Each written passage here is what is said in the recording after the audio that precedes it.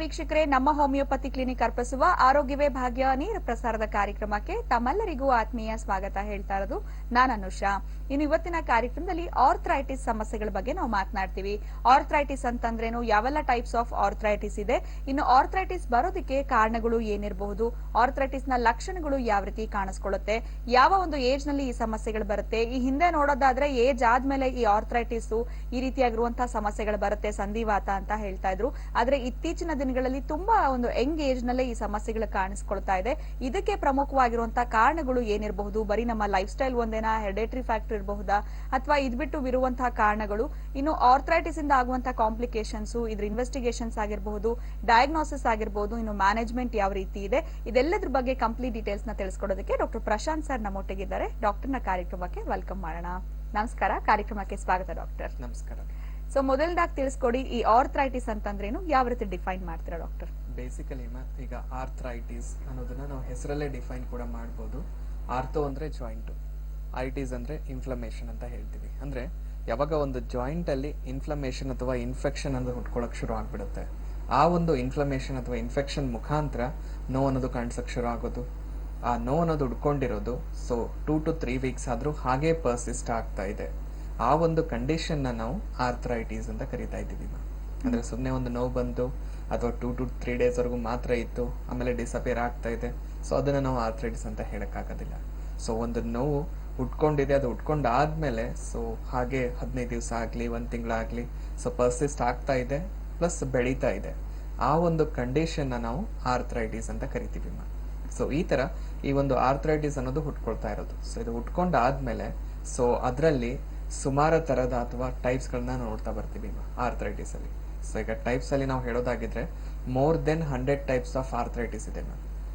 ಅದರಲ್ಲಿ ಈ ಒಂದು ಪ್ರೆಸೆಂಟ್ ಜನರೇಷನ್ ಅಲ್ಲಿ ಸಫರ್ ಆಗ್ತಕ್ಕಂಥ ಆರ್ಥ್ರೈಟಿಸ್ ಅಥವಾ ಮೋಸ್ಟ್ ಕಾಮನ್ ಆಗಿ ಕಾಣಿಸ್ತಕ್ಕಂಥ ಆರ್ಥ್ರೈಟಿಸ್ ಅಲ್ಲಿ ನೋಡೋದಾಗಿದ್ರೆ ಮೊದಲನೇದಾಗಿ ಆಸ್ಟಿಯೋ ಆರ್ಥ್ರೈಟಿಸ್ ಅಂತ ಕರಿತೀವಿ.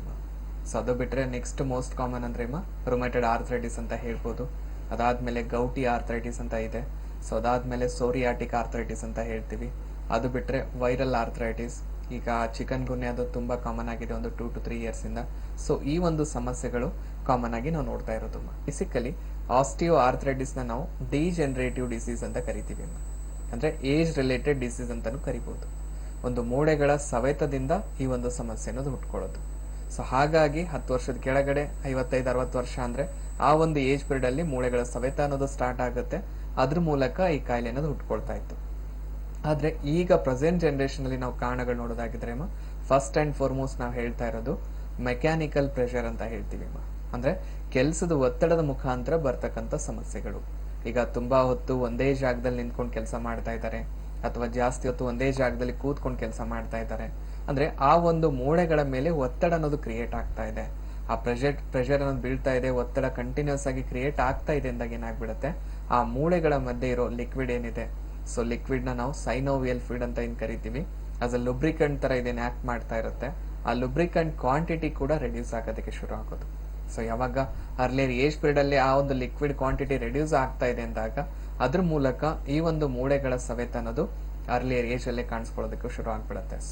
ಎರಡನೇದು ಬಂದ್ಬಿಟ್ಟು ಕ್ಯಾಲ್ಸಿಯಂ ಅಥವಾ ವಿಟಮಿನ್ D3 ಅಲ್ಲಿ ಡೆಫಿಷಿಯನ್ಸಿ ಅನ್ನೋದು ಕಾಣಿಸ್ಕೊಂಡಾಗ, ಅಂದ್ರೆ ನಮ್ಮ ಬಾಡಿಯಲ್ಲಿರೋ ಮೂಳೆಗಳಿಗೆ ಈ ಒಂದು ಕ್ಯಾಲ್ಸಿಯಂ ಆಗಿರ್ಬೋದು ಅಥವಾ ವಿಟಮಿನ್ D3 ಆಗಿರ್ಬೋದು, ಅದ್ರ ಅವಶ್ಯಕತೆ ಎಷ್ಟಿದೆ ಅಷ್ಟ್ರ ಮಟ್ಟಿಗೆ ಅದು ಫುಲ್ಫಿಲ್ ಆಗ್ತಾ ಇಲ್ಲ, ಟೈಮ್ಗೆ ಅದು ಅಲ್ಲಿಗೆ ಸೇರ್ತಾ ಇಲ್ಲ ಅಂದಾಗ ಅದು ಲ್ಯಾಕ್ ಆಫ್ ಈ ಒಂದು ಕ್ಯಾಲ್ಸಿಯಂ ಅಥವಾ ವಿಟಮಿನ್ D3 ಮುಖಾಂತರ ಕೂಡ ಏನಾಗ್ಬಿಡುತ್ತೆ, ಮೂಳೆಗಳ ಡೆನ್ಸಿಟಿ ಅರ್ಲಿಯರ್ ಏಜ್ ಅಲ್ಲೇ ಕಳ್ಕೊಳ್ಳೋದಕ್ಕೆ ಶುರು ಆಗೋದು.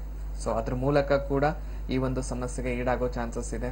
ಅದಾದ್ಮೇಲೆ ಮೂರನೇ ಕಾರಣ ನೋಡೋದಾಗಿದ್ರೆ ಈ ಒಂದು ಸೆಡೆಂಟರಿ ಲೈಫ್ ನ ಏನ್ ಲೀಡ್ ಮಾಡ್ತಾ ಇರ್ತಾರೆ, ಅದ್ರ ಜೊತೆಗೆ ಈ ಒಂದು ಫುಡ್ ಹ್ಯಾಬಿಟ್ಸ್ ಅನ್ನೋದು, ಈಗ ಮನೆ ಫುಡ್ ಗಿಂತಲೂ ಹೊರಗಡೆ ಫುಡ್ ನೇ ಜಾಸ್ತಿ ಪ್ರಿಫರ್ ಮಾಡ್ತಾ ಇದೀವಿ ಅಂದಾಗ ಅದರಲ್ಲಿ ಈ ಒಂದು ಜಂಕ್ ಫುಡ್ ಗಳನ್ನ ಎಷ್ಟೊಂದ್ ಜನ ಮೊರೆ ಹೋಗ್ತಾ ಇದ್ದಾರೆ. ಈ ತರ ಫುಡ್ ಗಳನ್ನೇ ನಾವು ಜಾಸ್ತಿ ತಗೊಳ್ತಾ ಹೋದಾಗ ಏನಾಗ್ಬಿಡುತ್ತೆ, ಅನ್ವಾಂಟೆಡ್ ಫ್ಯಾಟ್ ಅನ್ನೋದು ಬಾಡಿಯಲ್ಲಿ ಡೆಪಾಸಿಟ್ ಆಗ್ತಾ ಶುರು ಆಗೋದು. ಈ ತರ ಅನ್ವಾಂಟೆಡ್ ಫ್ಯಾಟ್ ಅನ್ನೋದು ಬಾಡಿಯಲ್ಲಿ ಡೆಪಾಸಿಟ್ ಆಗ್ತಾ ಇದೆ ಅಂದ್ರೆ ನಮ್ಮ ಬಾಡಿ ಮಾಸ್ ಇಂಡೆಕ್ಸ್ ಅಂತ ಏನ್ ಹೇಳ್ತೀವಿ, ನಾರ್ಮಲ್ ಹೈಟ್ಗೆ ಎಷ್ಟು ವೇಟ್ ಇರಬೇಕು ಅದಕ್ಕಿಂತ ವೇಟ್ ಜಾಸ್ತಿ ಆಗ್ತಾ ಇದೆ ಅಂದಾಗ ಆ ಒಂದು ಬಾಡಿ ವೇಟ್ ಅನ್ನೋದು ಕಂಪ್ಲೀಟ್ ಆಗಿ ಬೀಳೋದೆ ಈ ಒಂದು ಜಾಯಿಂಟ್ಸ್ ಗಳ ಮೇಲೆ. ಈ ಒಂದು ಆಸ್ಟಿಯೋ ಆರ್ಥ್ರೈಟಿಸ್ ಅನ್ನೋದು ಬರ್ತಾ ಇದೆ ಅಂದ್ರೆ ಇಲ್ಲಿ ಸಿಂಪ್ಟಮೆಟಿಕಲಿ ಅಥವಾ ಹೊರಗಡೆ ಲಕ್ಷಣಗಳು ನೋಡೋದಾಗಿದ್ರೆ ಒಂದು ಆರ್ಥ್ರೈಟಿಸ್ ಅಂದ್ರೆ ಐಟಿಸ್ ಇನ್ಫ್ಲಮೇಷನ್ ಇದೆ ಅಂದಾಗ ನೋವು ಅನ್ನೋದು ಕಂಪಲ್ಸರಿ ಇದ್ದೇ ಇರುತ್ತೆ. ಸೊ ಆ ನೋವಿನ ಜೊತೆಗೆ ಸೊ ಹೋಗ್ತಾ ಹೋಗ್ತಾ ಸ್ವಲ್ಪ ಮೂಮೆಂಟ್ ಅಲ್ಲಿ ರೆಸ್ಟ್ರಿಕ್ಷನ್ ಕಾಣಿಸಕ್ ಶುರು ಆಗೋದು, ಆ ಒಂದು ಪಾರ್ಟ್ ಅಲ್ಲಿ ಊತ ಬರೋದಕ್ಕೆ ಶುರು ಆಗೋದು, ಸೊ ಆ ಪಾರ್ಟ್ ನ ಟಚ್ ಮಾಡಿದಾಗ ಬಿಸಿ ಆಗ್ತಾ ಇರೋದು ಕಾಣಿಸಕ್ ಶುರು ಆಗೋದು.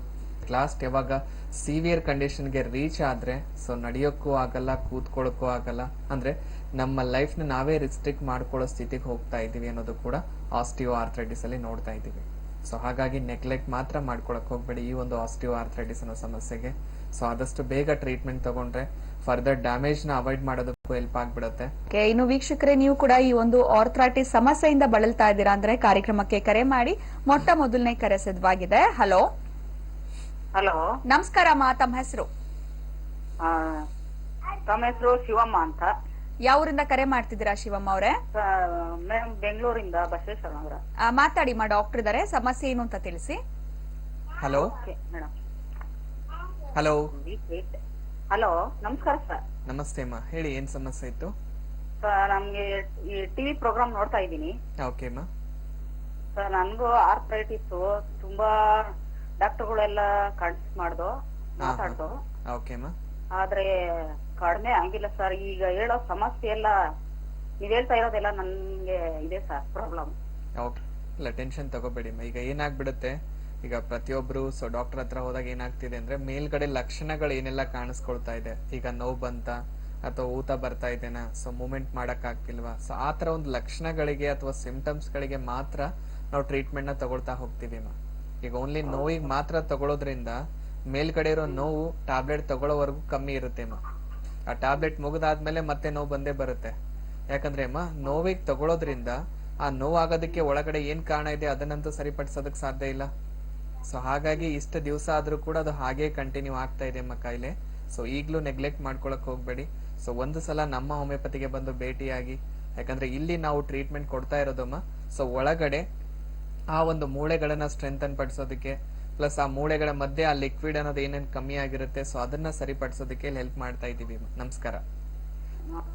ಧನ್ಯವಾದಗಳಮ್ಮ ಕಾಲ್ ಮಾಡಿದಕ್ಕೆ. ಸೊ ನೇರವಾಗಿ ನಮ್ಮ ಹೋಮಿಯೋಪತಿ ಕ್ಲಿನಿಕ್ ಗೆ ನೀವು ವಿಸಿಟ್ ಮಾಡಬಹುದು. ಟೈಪ್ಸ್ ಆಫ್ ಆರ್ಥ್ರೈಟಿಸ್ ಬಗ್ಗೆ, ಆರ್ಥ್ರೈಟಿಸ್ ಅಂತಂದ್ರೆ ಏನು ಅನ್ನೋದ್ರ ಬಗ್ಗೆ ಹೇಳ್ತಾ ಇದ್ರು.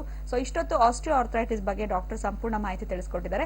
ಇನ್ನು ಮುಂದೆ ಬರುವಂತದ್ದು ರುಮೈಟೆಡ್ ಆರ್ಥ್ರೈಟಿಸ್ ಅಂತ ಹೇಳಿದ್ರಿ.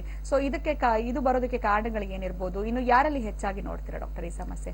ಬೇಸಿಕಲಿ ಈ ಒಂದು ರುಮೈಟೆಡ್ ಆರ್ಥ್ರೈಟಿಸ್ ಅನ್ನೋದನ್ನ ನಾವು ಆಟೋ ಇಮ್ಯೂನ್ ಡಿಸೀಸ್ ಅಂತ ಕರಿತೀವಿ.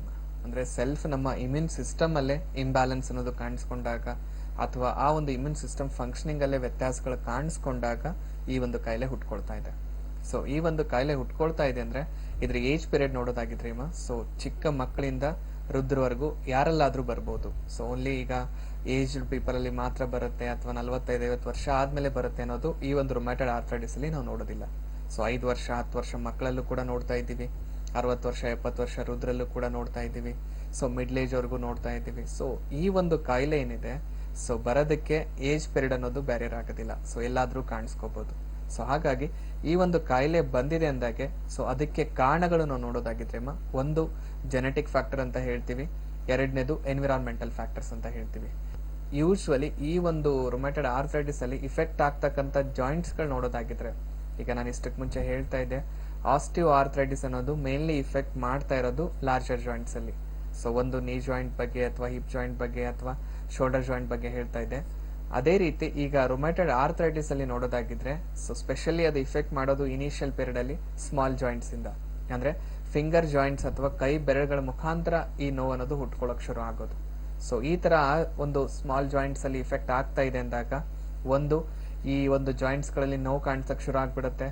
ಆ ನೋವಿನ ಜೊತೆಗೆ ಆ ಜಾಯಿಂಟ್ ಅಲ್ಲಿ ಊತ ಅನ್ನೋದು ಹುಟ್ಕೊಳಕ್ ಶುರು ಆಗೋದು. ಆ ಊತ ಅನ್ನೋದು ಬೆಳೀತಾ ಹೋದಂಗೆ ಆ ಜಾಯಿಂಟ್ ಅಲ್ಲಿ ಕಂಪ್ಲೀಟ್ ಮೂವ್ಮೆಂಟ್ ಅನ್ನೋದು ಮಾಡಕ್ ಆಗ್ತಿರೋದಿಲ್ಲ. ಸೊ ಅದ್ರ ಜೊತೆಗೆ ಸೊ ಈ ಒಂದು ಪೆಕ್ಯುಲಿಯರ್ ಸಿಂಪ್ಟಮ್ ನೋಡೋದಾಗಿದ್ರೆ ರುಮ್ಯಾಟೆಡ್ ಆರ್ಥ್ರೈಟಿಸ್ ಅಲ್ಲಿ ಅರ್ಲಿ ಮಾರ್ನಿಂಗ್ ಸ್ಟಿಫ್ನೆಸ್ ಅಂತ ಹೇಳ್ತೀವಿ. ಅಂದ್ರೆ ಮುಂಜಾನೆ ಎದ್ದು ಕೂಡ್ಲೇನೆ ಈ ಒಂದು ಜಾಯಿಂಟ್ಸ್ ಗಳಲ್ಲಿ ಫೋಲ್ಡ್ ಮಾಡಕ್ ಆಗ್ತಿಲ್ಲ, ಯಾವುದೇ ಕೆಲಸ ಮಾಡಕ್ ಆಗ್ತಿಲ್ಲ, ಅಥವಾ ಬೆಡ್ ಇಂದ ಕೆಳಗಿಳಿದ್ರೆ ನಡೆಯೋಕ್ ಆಗ್ತಿಲ್ಲ, ಅಷ್ಟೊಂದ್ರ ಮಟ್ಟಿಗೆ ನೋವು ಅನ್ನೋದು ನಾವು ನೋಡ್ತಾ ಬರ್ತೀವಿ. ಅಂದ್ರೆ ಯಾವ ರೀತಿ ಚಳಿ ಜಾಸ್ತಿ ಇರುತ್ತೆ ಆ ರೀತಿ ನೋವು ಅನ್ನೋದು ಜಾಸ್ತಿ ಆಗ್ತಾ ಹೋಗೋದು. ಪ್ಲಸ್ ಎಷ್ಟೋ ಜನ ಪೇಷಂಟ್ಸ್ ಗಳು ನಮ್ಮ ಹತ್ರ ಕ್ಲಿನಿಕಲ್ ಬಂದಾಗ ಹೇಳ್ತಿರ್ತಾರೆ, ಸೊ ಈಗ ನೀರಲ್ಲಿ ಕೆಲಸ ಮಾಡಿದಾಗ, ಜಾಸ್ತಿ ಕೋಲ್ಡ್ ಐಟಮ್ಸ್ ಏನಾದ್ರು ತಗೊಂಡಾಗ, ಕೋಲ್ಡ್ ವೆದರ್ಗೆ ಎಕ್ಸ್ಪೋಸ್ ಆದಾಗ ನೋವು ಅನ್ನೋದು ತುಂಬಾ ಜಾಸ್ತಿ ಇರುತ್ತೆ ಅನ್ನೋ ತರ. ಅದರ ಜೊತೆಗೆ ಇಟ್ ಲಾಸ್ಟ್ ಇನ್ನೊಂದು ಮೇಜರ್ ಸಮಸ್ಯೆ ಈ ಒಂದು ರುಮ್ಯಾಟೆಡ್ ಆರ್ಥ್ರೈಟಿಸ್ ಅಲ್ಲಿ ನೋಡೋದಾಗಿದ್ರೆ ಡಿಫಾರ್ಮಿಟಿ ಅಂತ ಹೇಳ್ತೀವಿ.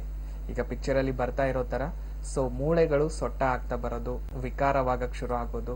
ಸೊ ಒಂದ್ಸಲ ಮೂಳೆಗಳು ಸೊಟ್ಟ ಆಗಿದೆ ಅಥವಾ ಡಿಫಾರ್ಮಿಟಿ ಅನ್ನೋದು ಆ ಒಂದು ಜಾಯಿಂಟ್ ಅಲ್ಲಿ ಆಗಿದೆ ಅಂದಾಗ ಅದನ್ನ ಮತ್ತೆ ಸರಿಪಡಿಸೋದಕ್ ಸಾಧ್ಯ ಇಲ್ಲ. ಅಂದ್ರೆ ಒಂದು ಡ್ಯಾಮೇಜ್ ಅನ್ನೋದು ಆಲ್ರೆಡಿ ಆಗಿದೆ ಅಂದಾಗ ಸರಿಪಡಿಸೋದಕ್ ಸಾಧ್ಯ ಆಗೋದಿಲ್ಲ. ಹಾಗಾಗಿ ರುಮ್ಯಾಟೆಡ್ ಆರ್ಥ್ರೈಟಿಸ್ ಪೇಷಂಟ್ಸ್ಗಳು ಮಾತ್ರ ಆ ಒಂದು ಡಿಫಾರ್ಮಿಟಿ ಸ್ಟೇಜ್ ಹೋಗಕ್ ಮುಂಚೆನೆ ಅದಕ್ಕೆ ಒಂದು ಟ್ರೀಟ್ಮೆಂಟ್ ಅನ್ನೋದು ಪಡ್ಕೊಂಡಾಗ ಆ ಸಮಸ್ಯೆನ ಕಂಪ್ಲೀಟ್ ಕಂಟ್ರೋಲ್ ತರೋದಕ್ಕೂ ಹೆಲ್ಪ್ ಆಗ್ಬಿಡುತ್ತೆ, ಅದರಿಂದ ಕಂಪ್ಲೀಟ್ ಹೊರಗೆ ಬರೋದಕ್ಕೂ ಹೆಲ್ಪ್ ಆಗುತ್ತೆ. ಸೊ ಒಂದ್ಸಲ ಡಿಫಾರ್ಮಿಟಿ ಆಗಿದೆ ಅಂದಾಗ ಆ ಜಾಯಿಂಟ್ ನ ಮತ್ತೆ ಸರಿಪಡಿಸಕ್ಕೂ ಆಗಲ್ಲ. ಅದನ್ನ ಯಾವುದೇ ರೀತಿ ಟ್ರೀಟ್ಮೆಂಟ್ ತಗೊಂಡ್ರು ಕೂಡ ಅದರ ಫಂಕ್ಷನ್ ನಾರ್ಮಲ್ ಪಡಿಸೋದಕ್ಕೂ ಸಾಧ್ಯ ಆಗೋದಿಲ್ಲ. ಸೊ ಈ ಎಲ್ಲ ಸಿಂಪ್ಟಮ್ಸ್ಗಳು ಈ ಒಂದು ರುಮ್ಯಾಟೆಡ್ ಆರ್ಥ್ರೈಟಿಸ್ ಅಲ್ಲಿ ನಾವು ನೋಡ್ತಾ ಬರ್ಬೋದು. ಸೊ ಅದ್ರ ಜೊತೆಗೆ ಈ ಒಂದು ರುಮ್ಯಾಟೆಡ್ ಆರ್ಥ್ರೈಟಿಸ್ ನ ನಾವು ಡಯಾಗ್ನೋಸ್ ಮಾಡಬೇಕು. ಅದರಲ್ಲಿ ಪರೀಕ್ಷೆಗಳು ನೋಡೋದಾಗಿದ್ರೆ ಸೊ ಮೇನ್ಲಿ ರಕ್ತ ಪರೀಕ್ಷೆಗಳು ತುಂಬಾ ಇಂಪಾರ್ಟೆಂಟ್ ಇದೆ. ಸೊ ಇಲ್ಲಿ ಬ್ಲಡ್ ಟೆಸ್ಟ್ ನಾವು ನೋಡೋದಾಗಿದ್ರೆ ಸೊ ಒಂದು CRP ಅಂತ ಹೇಳ್ತೀವಿ, ಅಂದ್ರೆ ಸಿ ರಿಯಾಕ್ಟಿವ್ ಪ್ರೋಟೀನ್ ಅಂತ. ಸೊ ಇದ್ರ ವ್ಯಾಲ್ಯೂ ಅನ್ನೋದು ಬಂದ್ಬಿಟ್ಟು 0 ಇಂದ ಅಪ್ ಟು 6 ವರೆಗೂ ಇದನ್ನ ನಾರ್ಮಲ್ ಅಂತ ಕನ್ಸಿಡರ್ ಮಾಡ್ತೀವಿ. ಸೊ 6 ಗಿಂತ ಜಾಸ್ತಿ ಇದೆ ಅಂದಾಗ CRP ಪಾಸಿಟಿವ್ ಅಂತ ಬರುತ್ತೆ. ಆ ಒಂದು ಕಂಡೀಷನ್ ಈ ಒಂದು ರುಮ್ಯಾಟೆಡ್ ಆರ್ಥ್ರೈಟಿಸ್ ಅಲ್ಲಿ ನಾವು ನೋಡ್ತಾ ಬರ್ಬೋದು. ಅದ್ರ ಜೊತೆಗೆ ಎರಡನೇ ಪರೀಕ್ಷೆ ESR ಅಂತ ಕರಿತೀವಿ, ಅಂದ್ರೆ ಎರಿಥ್ರೋಸೈಟಿಕ್ ಸೆಗ್ಮೆಂಟೇಷನ್ ರೇಟ್ ಅಂತ ಏನ್ ಹೇಳ್ತೀವಿ.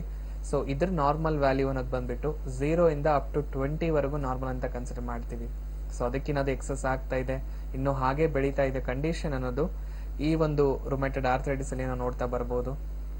ಅದ್ರ ಜೊತೆಗೆ ಮೂರನೇದಾಗಿ ಬಂದ್ಬಿಟ್ಟು ASLO ಅಂತ ಕರಿತೀವಿ. ಸೊ ಈ ಒಂದು ಕಂಡೀಷನ್ ಸೊ ಪಾಸಿಟಿವ್ ಬರೋ ಚಾನ್ಸಸ್ ಇರುತ್ತೆ ಈ ಒಂದು ರುಮ್ಯಾಟೆಡ್ ಆರ್ಥ್ರೈಟಿಸ್ ಅಲ್ಲಿ.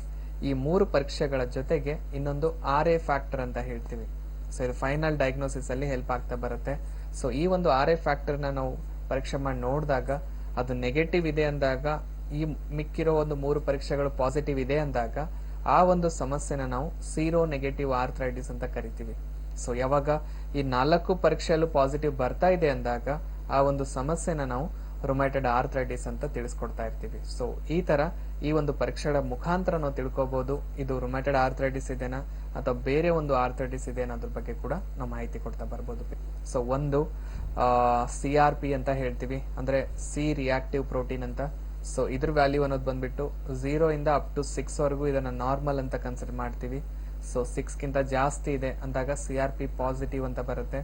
ಆ ಒಂದು ಕಂಡೀಷನ್ ಈ ಒಂದು ರುಮ್ಯಾಟೆಡ್ ಆರ್ಥ್ರೈಟಿಸ್ ಅಲ್ಲಿ ನಾವು ನೋಡ್ತಾ ಬರ್ಬೋದು. ಅದ್ರ ಜೊತೆಗೆ ಎರಡನೇ ಪರೀಕ್ಷೆ ESR ಅಂತ ಕರಿತೀವಿ, ಅಂದ್ರೆ ಎರಿಥ್ರೋಸೈಟಿಕ್ ಸೆಗ್ಮೆಂಟೇಷನ್ ರೇಟ್ ಅಂತ ಏನ್ ಹೇಳ್ತೀವಿ. ಸೊ ಇದ್ರ ನಾರ್ಮಲ್ ವ್ಯಾಲ್ಯೂ ಅನ್ನೋದು ಬಂದ್ಬಿಟ್ಟು 0 ಇಂದ ಅಪ್ ಟು 20 ವರೆಗೂ ನಾರ್ಮಲ್ ಅಂತ ಕನ್ಸಿಡರ್ ಮಾಡ್ತೀವಿ. ಸೊ ಅದಕ್ಕಿನ್ನದು ಎಕ್ಸಸ್ ಆಗ್ತಾ ಇದೆ, ಇನ್ನು ಹಾಗೆ ಬೆಳೀತಾ ಇದೆ ಕಂಡೀಷನ್ ಅನ್ನೋದು ಈ ಒಂದು ರುಮ್ಯಾಟೆಡ್ ಆರ್ಥ್ರೈಟಿಸ್ ಅಲ್ಲಿ ನಾವು ನೋಡ್ತಾ ಬರ್ಬೋದು. ಅದ್ರ ಜೊತೆಗೆ ಮೂರನೇದಾಗಿ ಬಂದ್ಬಿಟ್ಟು ASLO ಅಂತ ಕರಿತೀವಿ. ಸೊ ಈ ಒಂದು ಕಂಡೀಷನ್ ಸೊ ಪಾಸಿಟಿವ್ ಬರೋ ಚಾನ್ಸಸ್ ಇರುತ್ತೆ ಈ ಒಂದು ರುಮ್ಯಾಟೆಡ್ ಆರ್ಥ್ರೈಟಿಸ್ ಅಲ್ಲಿ. ಈ 3 ಪರೀಕ್ಷೆಗಳ ಜೊತೆಗೆ ಇನ್ನೊಂದು RA ಫ್ಯಾಕ್ಟರ್ ಅಂತ ಹೇಳ್ತೀವಿ. ಸೊ ಇದು ಫೈನಲ್ ಡಯಾಗ್ನೋಸಿಸ್ ಅಲ್ಲಿ ಹೆಲ್ಪ್ ಆಗ್ತಾ ಬರುತ್ತೆ. ಇನ್ನು ನೀವು ಕೂಡ ಕಾರ್ಯಕ್ರಮದಲ್ಲಿ ಕರೆ ಮಾಡಿ ನಿಮ್ಮ ಪ್ರಶ್ನೆಗಳನ್ನ ಕೇಳಬೇಕು ಅಂತಂದ್ರೆ ನಮ್ಮ ನೇರ ಪ್ರಸಾರದ ಕಾರ್ಯಕ್ರಮಕ್ಕೆ ಕಾಲ್ ಮಾಡಿ. ಆರ್ಥ್ರೈಟಿಸ್ ಸಮಸ್ಯೆಗಳ ಬಗ್ಗೆ ಸಾಕಷ್ಟು ಮಾಹಿತಿಗಳನ್ನ ತಿಳಿಸ್ತಾ ಇದ್ರು. So osteo arthritis, rheumatoid arthritis ಬಗ್ಗೆ ತಿಳಿಸ್ಕೊಟ್ರಿ. ಇನ್ನು ಮುಂದೆ ಯಾವ ಟೈಪ್ ಆಫ್ ಆರ್ಥ್ರೈಟಿಸ್ ಬಗ್ಗೆ ತಿಳಿಸ್ತೀರಾ ಡಾಕ್ಟರ್? ಈಗ ನೆಕ್ಸ್ಟ್ ಮೋಸ್ಟ್ ಕಾಮನ್ ಅಂದ್ರೆ ಇದು ಒಂದು ಗೌಟಿ ಆರ್ಥ್ರೈಟಿಸ್ ಅಂತ ಹೇಳ್ತೀವಿ. ಸೊ ಗೌಟಿ ಆರ್ಥ್ರೈಟಿಸ್ ಅನ್ನೋದು ಬರ್ತಕ್ಕಂಥ ಒಂದು ಏಜ್ ಪೀರಿಯಡ್ ನೋಡೋದಾಗಿದ್ರೆ ಮಿಡ್ಲ್ ಏಜ್ ಅಲ್ಲಿ ತುಂಬಾ ಕಾಮನ್ ಆಗಿ ಕಾಣಿಸ್ಕೊಳ್ತಕ್ಕಂಥದ್ದು. ಸೊ ಈ ಒಂದು ಮಿಡ್ಲ್ ಏಜ್ ಅಲ್ಲಿ ಈ ಒಂದು ಸಮಸ್ಯೆ ಬರ್ತಾ ಇದೆ ಅಂದ್ರೆ ಸೊ ಒಳಗಡೆ ಸೊ ನಮ್ಮ ಬಾಡಿಲಿ ಮೆಟಬಾಲಿಕ್ ಫಂಕ್ಷನಿಂಗ್ ಅಲ್ಲಿ ಯಾವ ರೀತಿ ವ್ಯತ್ಯಾಸ ಅನ್ನೋದು ಉಟ್ಕೊಂಡಿರುತ್ತೆ. ಸೊ ಗೌಟಿ ಆರ್ಥ್ರೈಟಿಸ್ ಅನ್ನೋದು ಬರೋದಕ್ಕೆ ಮೂಲ ಕಾರಣ ಸೊ ನಮ್ಮ ಬಾಡಿಯಲ್ಲಿರೋ ಯೂರಿಕ್ ಆಸಿಡ್ ಅಂಶ ಅನ್ನೋದು ಜಾಸ್ತಿ ಆಗ್ತಾ ಬಂದಾಗ ಈ ಸಮಸ್ಯೆಗೆ ಈಡಾಗ್ತಾ ಇದ್ದಾರೆ. ಈಗ ಯೂರಿಕ್ ಆಸಿಡ್ ನಾರ್ಮಲ್ ವ್ಯಾಲ್ಯೂ ನ ನೋಡೋದಾಗಿದ್ರೆ ಎಸ್ ಡಾಕ್ಟರ್, ಇದ್ರ ಬಗ್ಗೆ ಮಾತಾಡೋಣ. ಕರೆ ಸಿದ್ಧವಾಗಿದೆ. ಹಲೋ ಹಲೋ, ನಮಸ್ಕಾರ, ತಮ್ಮ ಹೆಸರು? ನನ್ನ ಹೆಸರು ಅಜ್ಜು ಅಂತ. ಮಾತಾಡಿ, ಡಾಕ್ಟರ್ ಇದ್ದಾರೆ, ಪ್ರಶ್ನೆ ಕೇಳಿ ಸರ್ ನೇರವಾಗಿ. ಹಲೋ ಸರ್, ನಮ್ಮ ರಿಲೇಟಿವ್ಸ್, ನಮ್ಮ ಅತ್ತೆ ಒಬ್ಬರಿಗೆ, ಅವ್ರಿಗೆ ತುಂಬಾ ದಿವಸದಿಂದ ಮೊಣಕಾಲ್ ನೋವು. ಓಕೆ. ಅವ್ರಿಗೆ ಏನಾಯ್ತು ಅಂದ್ರೆ ಅದು ದಿನೇ ದಿನೇ ಜಾಸ್ತಿ ಆಗ್ತಾ ಇತ್ತು. ಒಂದ್ಸರಿ ಅದೇನೋ ಯಾವ್ದೋ ಇಂಜೆಕ್ಷನ್ ಹೇಳಿದ್ರು, ಅದನ್ನ ಮಾಡ್ಸಿದ್ವಿ. ಓಕೆ. ಬಟ್ ಅವ್ರಿಗೆ ಅದು ಸರಿ ಹೋಗ್ಲಿಲ್ಲ. ಅವ್ರಿಗೆ ಇನ್ನೂ ಪೇನ್ ಇದೆ. ಇವಾಗ ಏನಾಗಿದೆ ಅಂದ್ರೆ ಅವ್ರಿಗೆ ಶುಗರ್ ಇರೋ ಕಾರಣ ಅದು ಏನೋ ಭುಜದ ಹತ್ರ ಹಿಡ್ಕೊಂಡು ಕೈ ಎತ್ತೋಕ್ ಆಗ್ತಿಲ್ಲ. ಅದು ಆರ್ಥ್ರೈಟಿಸ್ ಅಂತ ಕೇಳ್ಬೇಕು. ಓಕೆ. ಈಗ ಅವ್ರ ವಯಸ್ಸೆಷ್ಟು? ಅವರು 56 56 ವರ್ಷ. ಓಕೆ. ಸೊ ಈಗ ಶುಗರ್ ಬಂದು ಎಷ್ಟು ವರ್ಷ ಆಗಿದೆ ಅವ್ರಿಗೆ? ಅವ್ರಿಗೆ ಶುಗರ್ ಬಂದು ಮೋಸ್ಟ್ಲಿ ಒಂದು 10-17 ವರ್ಷ ಆಗಿರ್ಬೋದು ಸರ್. ಅವ್ರು ರೆಗ್ಯುಲರ್ ಆದ್ರೆ ಟ್ರೀಟ್ಮೆಂಟ್ ತಗೋತಿದ್ದಾರೆ. ಓಕೆ, ಅದಾದ್ಮೇಲೆನೆ ಈ ಒಂದು ಸಮಸ್ಯೆ ಉಟ್ಕೊಂಡಿರೋದಲ್ಲ? ಅದು ಮೋಸ್ಟ್ಲಿ ಅದೇ ಇರ್ಬೇಕು ಅನ್ಸುತ್ತೆ ಸರ್. ಓಕೆ, ಸೊ ಟೆನ್ಷನ್ ತಗೊಳ್ಳೋ ಅಗತ್ಯ ಇಲ್ಲ. ಜನರಲಿ ಏನಾಗ್ಬಿಡುತ್ತೆ, ಈಗ ಡಯಾಬಿಟಿಸ್ ಅಲ್ಲೂ ಏನಾಗ್ತಾ ಇದೆ, ನಮ್ಮ ಬಾಡಿಲಿರೋ ಒಂದು ಮೆಟಾಬಾಲಿಕ್ ಫಂಕ್ಷನಿಂಗ್ ಅಲ್ಲಿ ವ್ಯತ್ಯಾಸ ಅನ್ನೋದು ಕಾಣಿಸ್ಕೊಡ್ತಾ ಇದೆ. ಆ ಒಂದು ಮೆಟಾಬಾಲಿಕ್ ಫಂಕ್ಷನಿಂಗ್ ಅನ್ನೋದು ಸರಿಯಾಗಿ ಆಗ್ತಾ ಇಲ್ಲ ಅಂದಾಗ ಈ ಒಂದು ಮೂಳೆಗಳಿಗೆ ಎಷ್ಟರ ಮಟ್ಟಿಗೆ ಈ ಒಂದು ಕ್ಯಾಲ್ಸಿಯಂ ಅಂಶ ಆಗಿರ್ಬೋದು, ವಿಟಮಿನ್ D3 ಅನ್ನೋದಾಗಿರ್ಬೋದು ರೀಚ್ ಆಗ್ಬೇಕು, ಅದು ರೀಚ್ ಆಗ್ತಾ ಇರೋದಿಲ್ಲ. ಆ ಒಂದು ಕಂಡೀಷನ್ ಏನಾಗ್ಬಿಡುತ್ತೆ, ಅರ್ಲಿಯರ್ ಏಜ್ ಅಲ್ಲೇ ಈ ಒಂದು ಮೂಳೆಗಳ ಡೆನ್ಸಿಟಿ ಕೂಡ ಕಳ್ಕೊಳಕ್ ಶುರು ಆಗ್ಬಿಡುತ್ತೆ. ಮೂಳೆಗಳ ಅದ್ರ ಡೆನ್ಸಿಟಿ ಯಾವಾಗ ಕಳ್ಕೊಳ್ತಾ ಇದೆ ಅಂದಾಗ ಅರ್ಲಿಯರ್ ಏಜ್ ಅಲ್ಲೇ ಅದು ಸವಿಯೋದಕ್ಕೆ ಶುರು ಆಗೋದು. ಆ ಒಂದು ಮೂಳೆಗಳ ಸವೆತದ ಮುಖಾಂತರ ಏನಾಗ್ಬಿಡುತ್ತೆ, ಈ ರೀತಿ ಈ ಒಂದು ಜಾಯಿಂಟ್ಸ್ ಪೇನ್ ಅನ್ನೋದು ಅರ್ಲಿಯರ್ ಏಜ್ ಅಲ್ಲೇ ಹುಟ್ಕೊಳಕ್ ಶುರು ಆಗೋದು. ಜನರಲಿ ಈಗ ಜಾಯಿಂಟ್ಸ್ ಪೇನ್ ಅನ್ನೋದು ನಾವೇನ್ ಹೇಳ್ತೀವಿ, 60-65 ವರ್ಷ ಆದ್ಮೇಲೆ ಬರಬೇಕು ಜನರಲಿ ಬರೋದಾಗಿದ್ರೆ. ಸೊ ಅದಕ್ಕಿಂತ ಮುಂಚೆನೆ ಬರ್ತಾ ಇದೆ ಅಂದ್ರೆ ಸೊ ನಮ್ಮಲ್ಲಿ ಕೊರತೆಗಳ ಮುಖಾಂತರನೇ ಉಟ್ಕೊಳಕ್ ಸಾಧ್ಯ ಆಗುತ್ತೆ ಹೊರತಾಗಿ ಸೊ ನ್ಯಾಚುರಲ್ ಕಂಡೀಷನ್ ಇಂದ ಬರೋ ಸಾಧ್ಯತೆಗಳು ತುಂಬಾ ಕಮ್ಮಿ ಅಂತ ಹೇಳ್ತೀವಿ. ಸೊ ಈ ತರ ಆ ಒಂದು ನೋವುಗಳು ಬರ್ತಾ ಇದೆ. ಅದ್ರಲ್ಲಿ ನೀವು ಹೇಳ್ತಾ ಇದ್ರಿ ಈಗ ರೈಟ್ ಶೋಲ್ಡರ್ ಅನ್ನೋದು ಕಂಪ್ಲೀಟ್ ಎತ್ತಕ್ಕೆ ಆಗ್ತಿಲ್ಲ. ಸೊ ಅಷ್ಟು ಸಿವಿಯರ್ ಕಂಡೀಷನ್ಗೆ ಹೋಗ್ತಾ ಇದೆ ಅಂದ್ರೆ ಸೊ ನೆಗ್ಲೆಕ್ಟ್ ಅಂತೂ ಮಾಡ್ಕೊಳಕ್ ಹೋಗ್ಬೇಡಿ. ಈ ಒಂದು ಸ್ಥಿತಿ ಇನ್ನೂ ಹಾಗೆ ನೆಗ್ಲೆಕ್ಟ್ ಮಾಡ್ತಾ ಹೋದ್ರೆ ಬೇರೆ ಒಂದು ಜಾಯಿಂಟ್ಸ್ ಗಳಿಗೂ ಇನ್ನೂ ಹರಡ್ತಾ ಹೋಗುತ್ತೆ. ಸೊ ಲಾಸ್ಟ್ ಅಲ್ಲಿ ಯಾವುದೇ ಕೆಲಸನೇ ಮಾಡಕ್ ಆಗಲ್ಲ. ಸೊ ಕಂಪ್ಲೀಟ್ ಒಂದು ಮಷಿನ್ ತರ ಮನೇಲಿ ಕೂತ್ಕೊಂಡಿರ್ಬೇಕಾಗುತ್ತೆ ಅನ್ನೋ ಸ್ಥಿತಿಗೂ ಎಷ್ಟೋ ಪೇಷಂಟ್ ಹೋಗ್ತಾ ಇದ್ದಾರೆ. ಸೊ ಆ ಸ್ಥಿತಿಗೆ ಹೋಗೋಕ್ಕಿಂತ ಮುಂಚೆನೆ ನೀವೊಂದು ಟ್ರೀಟ್ಮೆಂಟ್ ಅನ್ನೋದು ಕರೆಕ್ಟ್ ಆಗಿ ಪಡ್ಕೊಂಡಾಗ ಈ ಸಮಸ್ಯೆಯಿಂದ ಕಂಪ್ಲೀಟ್ ಆಗಿ ಹೊರಗೆ ಬರೋದಕ್ಕೆ ಹೆಲ್ಪ್ ಆಗೋ ಚಾನ್ಸಸ್ ತುಂಬಾ ಜಾಸ್ತಿ ಇರುತ್ತೆ ನೋಡಿಪ್ಪ. ಅದರಲ್ಲೂ ಏಜ್ ಕೂಡ ಜಾಸ್ತಿ ಆಗ್ತಾ ಹೋದಷ್ಟು ನಿಮ್ಮ ಭರವಸೆ ನಾವೇನ್ ಕೊಡ್ಬೋದು ಡಾಕ್ಟರ್ಗಳು, ಆ ಭರವಸೆ ಕೂಡ ಕಮ್ಮಿ ಆಗ್ತಾ ಹೋಗುತ್ತೆ. ನಮಸ್ಕಾರ. ಓಕೆ, ಧನ್ಯವಾದಗಳು ಕಾಲ್ ಮಾಡಿದಕ್ಕೆ. ನೇರವಾಗಿ ಬಂದು ಡಾಕ್ಟರ್ನ ನೀವು ಭೇಟಿ ಮಾಡಬಹುದು. ನಮ್ಮ ಹೋಮಿಯೋಪತಿ ಕ್ಲಿನಿಕ್ಗೆ ನೀವು ವಿಸಿಟ್ ಮಾಡಬೇಕಾಗತ್ತೆ. ಇನ್ನು ಡಾಕ್ಟರ್ ಗೌಟಿ ಆರ್ಥರೈಟಿಸ್ ಬಗ್ಗೆ ನೀವು ಹೇಳ್ತಾ ಇದ್ರಿ, ಮುಂದುವರಿಸಿ ಡಾಕ್ಟರ್. ಈಗ ಯೂರಿಕ್ ಆಸಿಡ್ ಅನ್ನೋದು ಜಾಸ್ತಿ ಆಗ್ತಾ ಇದೆ ಅಂದಾಗ so normal values of uric acid ನಾವು ನೋಡೋದಾಗಿದ್ರೆ ಸೊ 0 ಇಂದ ಅಪ್ ಟು 6.5 ವರೆಗೂ ಅದನ್ನ ನಾರ್ಮಲ್ ಅಂತ ಕನ್ಸಿಡರ್ ಮಾಡ್ತೀವಿ. ಯಾವಾಗ ಅದು ಮೋರ್ ದೆನ್ 6.5 ಆದ್ರೂ ಹಾಗೆ ಬೆಳೀತಾ ಇದೆ, ಇನ್ನು ಬೆಳ್ಕೊಳ್ತಾ ಇದೆ ಅಂದಾಗ ಆ ಒಂದು ಸಮಸ್ಯೆ ಮುಖಾಂತರ ಏನಾಗ್ಬಿಡುತ್ತೆ, ಈ ಒಂದು ಯೂರಿಕ್ ಆಸಿಡ್ ಅಂಶ ಅನ್ನೋದು ಬ್ಲಡ್ ಮುಖಾಂತರ ಬಾಡಿಲಿ ಎಲ್ಲಾ ಕಡೆ ಡಿಸ್ಟ್ರಿಬ್ಯೂಟ್ ಆಗಕ್ ಶುರು ಆಗೋದು. So initially peripheral parts of the ಬಾಡಿಗೆ ಅದು ಇಫೆಕ್ಟ್ ಮಾಡಕ್ ಶುರು ಮಾಡ್ಬಿಡುತ್ತೆ ಸ್ಪೆಷಲಿ. ಹಾಗಾಗಿ ಈ ಒಂದು ಗೌಟಿ ಆರ್ಥರೈಟಿಸ್ ಅಲ್ಲಿ ಸೊ ಜನರಲಿ ಇಫೆಕ್ಟ್ ಆಗ್ತಕ್ಕಂಥ ಜಾಯಿಂಟ್ ಇನಿಷಿಯಲ್ ಪೀರಿಯಡ್ ಅಲ್ಲಿ ನಾವು ನೋಡೋದಾಗಿದ್ರೆ ಕಾಲಿನ ಹೆಬ್ಬೆರಳು ಗ್ರೇಟ್ ಟೋ ಅಂತ ಏನ್ ಕರಿತೀವಿ, ಆ ಒಂದು ಜಾಯಿಂಟ್ ಇಂದಾನೇ ಈ ಸಮಸ್ಯೆ ಹುಟ್ಕೊಳಕ್ ಶುರು ಆಗೋದು. ಇದ್ರ ಬಗ್ಗೆ ಮಾತಾಡೋಣ. ಮತ್ತೊಂದು ಕರೆ ಇದೆ. ಹಲೋ ಹಲೋ, ನಮಸ್ಕಾರ ಅಮ್ಮ, ತಮ್ಮ ಹೆಸರು? ಪದ್ಮಾ ಅಂತ ಹೇಳಿ. ಯಾವ್ರಿಂದ ಕರೆ ಮಾಡ್ತಿದ್ದೀರಾ? ಇಲ್ಲಿ ಚಾಮರಾಜಪೇಟೆಯಿಂದ ಮೇಡಮ್. ಮಾತಾಡಿ ಮಾ, ಡಾಕ್ಟರ್ ಇದಾರೆ. ಹಲೋ ಹಲೋ ಹಲೋ ನಮಸ್ಕಾರಮ್ಮ. ಹಲೋ, ಹಲೋ ಕೇಳಿಸ್ತಾ ಇದೆಯಮ್ಮ? ಅದು ನನ್ಗೆ ಆರ್ಥರೈಟಿಸ್ ಸಮಸ್ಯೆ ಇದೆ. ಓಕೆ ESR ಬಂದು ಅದು ಜಾಸ್ತಿ ಇದೆ, RA ಟೆಸ್ಟ್ ಮಾಡಿದ್ವಿ ಅದು ಜಾಸ್ತಿ ಇದೆ. ಓಕೆ ಅಮ್ಮ. ಆಮೇಲೆ ಮುಖ ಸ್ವೆಲ್ಲಿಂಗ್ ಬರುತ್ತೆ, ಬೆರಳುಗಳೆಲ್ಲ ಊತ ಬರುತ್ತೆ. ಈ ನಿಜವಾಗಿ ಜಾಯಿಂಟ್ ಶೋಲ್ಡರ್ ಅಲ್ಲಿ ನೋವು ಬರುತ್ತೆ. ಅದು ಟ್ಯಾಬ್ಲೆಟ್ಸ್ ಎಲ್ಲ ತಗೋತಾ ಇದೀನಿ, ಬೆರಳು ನೋವು ಕಮ್ಮಿ ಆಗಿಲ್ಲ, ಮತ್ತೆ ಮುಖ ಸ್ವೆಲ್ಲಿಂಗ್ ಕಮ್ಮಿ ಆಗಿಲ್ಲ. ಓಕೆ ಅಮ್ಮ. ಓಕೆ, ಸೊ ಎಷ್ಟು ದಿವಸ ಆಯ್ತಮ್ಮ ಈಗ ಗೊತ್ತಾಗಿ ಈ ಸಮಸ್ಯೆ? ಹಲೋ ಈಗ ಸಮಸ್ಯೆ ಗೊತ್ತಾಗಿ ಎಷ್ಟು ದಿವಸ ಆಯ್ತಮ್ಮ ನಿಮ್ಗೆ? ಹಲೋ, ಹಾ ಕೇಳಿಸ್ತಾ ಇದೆಮ್ಮ? ಕೇಳಿಸ್ತಾ ಇದೆ ಸರ್. ಈಗ ಈ ಸಮಸ್ಯೆ ಬಂದ್ಬಿಟ್ಟು ಎಷ್ಟು ದಿವಸ ಆಗಿದೆಮ್ಮ? ಆಲೆ 3 ತಿಂಗಳಾಯ್ತು ಸರ್. 3 ತಿಂಗಳಾಗಿದೆ. ಸೊ ಈಗ ಟ್ರೀಟ್ಮೆಂಟ್ ಏನ್ ತಗೊಳ್ತಾ ಇದ್ದೀರಾ? ಸೊ ಜನರಲಿ ಇದನ್ನ ನಾವು ರುಮೆಟೆಡ್ ಆರ್ಥರೈಟಿಸ್ ಅಂತ ಕರಿತೀವಿ. RA ಪಾಸಿಟಿವ್ ಇದೆ ಅಂದಾಗ ಈ ಒಂದು ರುಮೆಟೆಡ್ ಆರ್ಥರೈಟಿಸ್ಗೆ ನೀವು ಯಾವುದೇ ಒಬ್ಬ ಇಂಗ್ಲಿಷ್ ಡಾಕ್ಟರ್ ಹತ್ರ ಹೋದ್ರು ಕೂಡ ಸೊ ಲೈಫ್ ಲಾಂಗ್ ತಗೋಬೇಕು ಅನ್ನೋ ತರನೇ ಗೈಡ್ ಮಾಡ್ತಾ ಇರ್ತಾರೆ. ಒಂದು ಎರಡನೇದು, ಈ ಸಮಸ್ಯೆಗೆ ಲೈಫ್ ಲಾಂಗ್ ಯಾಕೆ ಹೇಳ್ತಾ ಇದ್ರೆ ಅಂದ್ರೆ ನಮ್ಮ ಒಂದು ಮೆಟಾಬಾಲಿಕ್ ಫಂಕ್ಷನ್ ಇಲ್ಲಿ ಎಬ್ನಾರ್ಮಲ್ ಆಗಿ ನಡೀತಾ ಇದೆ, ಕರೆಕ್ಟ್ ಆಗಿ ಫಂಕ್ಷನ್ ಅನ್ನು ಮಾಡ್ತಾ ಇಲ್ಲ ಅಂದಾಗ ಈ ಸಮಸ್ಯೆ ಹುಟ್ಕೊಳ್ತಾ ಇರೋದಮ್ಮ. ಇದನ್ನ ಹೋಮಿಯೋಪತಿಯಿಂದ ಕಂಪ್ಲೀಟ್ ಆಗಿ ಸರಿಪಡಿಸೋದಕ್ಕೆ ಹೆಲ್ಪ್ ಆಗ್ತಾ ಇದೆ ಇವನ್ ರಿಪೋರ್ಟ್ಸ್ ಅಲ್ಲೂ ಕೂಡ ಕಂಪ್ಲೀಟ್ ಸರಿಪಡಿಸೋದಕ್ಕೂ ಹೆಲ್ಪ್ ಮಾಡ್ತಾ ಇದೀವಿ. ಈಗ ಆ ರಿಪೋರ್ಟ್ಸ್ ಏನಿದೆ ಎಲ್ಲ ಒಂದು ತಗೊಂಡ್ಬಿಟ್ಟು ಒಂದ್ಸಲ ನಮ್ಮ ಹೋಮಿಯೋಪತಿಗೆ ಬಂದು ಭೇಟಿ ಆದ್ರೆ ನೀವು ಆ ಎಕ್ಸಾಮಿನೇಷನ್ ಮೂಲಕ ಎಷ್ಟು ಮಟ್ಟಿಗೆ ಈಗ ಕಾಯಿಲೆ ಬೆಳ್ಕೊಂಡಿದೆ, ಯಾವೆಲ್ಲ ಜಾಯಿಂಟ್ಸ್ ಗಳು ಆಲ್ರೆಡಿ ಇಫೆಕ್ಟ್ ಆಗಿದೆ ಅಂತ ತಿಳ್ಕೊಂಡ್ಬಿಟ್ಟು ಒಂದು ಸೂಕ್ತವಾದ ಮೆಡಿಕೇಶನ್ ಪ್ರೊವೈಡ್ ಮಾಡಬಹುದು ನೋಡಿ.